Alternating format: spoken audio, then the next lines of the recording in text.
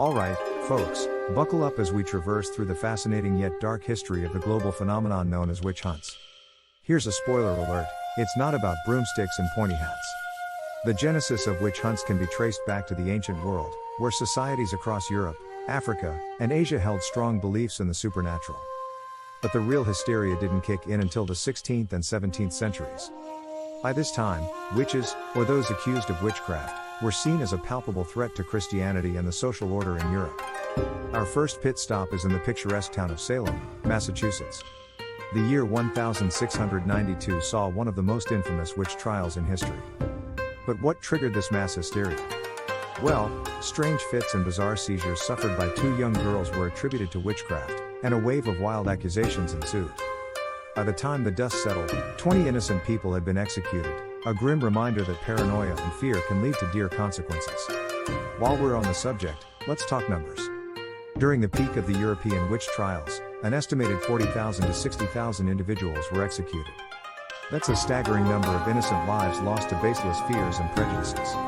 What's more shocking is that approximately 75% to 85% of those accused and executed were women, revealing a deep-seated misogyny that underpinned these trials. But the witch hunts weren't exclusive to Europe. In Africa, belief in witches and witchcraft is still prevalent today. For instance, in the early 2000s, Tanzania witnessed a spike in witch killings, with an estimated 500 individuals, mostly elderly women, being accused and killed every year. Let's switch gears slightly and talk about how education played a role in these hunts. Believe it or not, education, or rather the lack of it, was a significant factor. In societies where scientific understanding was limited, natural phenomena like diseases, crop failures, and even childbirth complications were often blamed on witchcraft. But here's the twist. As societies started to embrace Enlightenment ideas and scientific explanations, the witch hunts began to decline. In fact, education became a key weapon in combating the irrational fear of witchcraft. So, folks, remember, knowledge is power. Now, don't get me wrong. Witch hunts weren't all doom and gloom.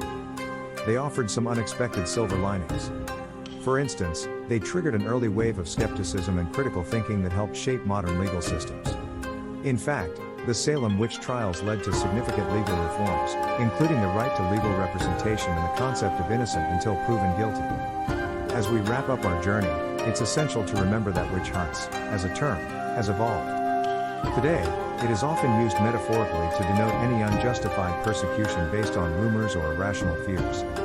In conclusion, witch hunts serve as a reminder of humanity's capacity for irrational fear and cruelty, but also its ability to learn, adapt, and evolve. They are a stark lesson from history about the dangers of ignorance, the fragility of social order, and the importance of rational and critical thinking.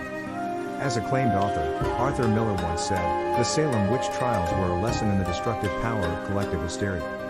So, next time you hear about witches or witch hunts, remember, it's not just a tale of potions and cauldrons, but a complex narrative about human nature, society, and the relentless pursuit of truth. If you enjoyed this video, please consider giving it a thumbs up, sharing it with others, and subscribing to our channel for more interesting material. In the comments area below, we'd love to hear your views and opinions on this topic. Thank you for your support, and we hope to bring you more intriguing stories and puzzles from around the world in the future. Remember to stay informed, interested, and safe.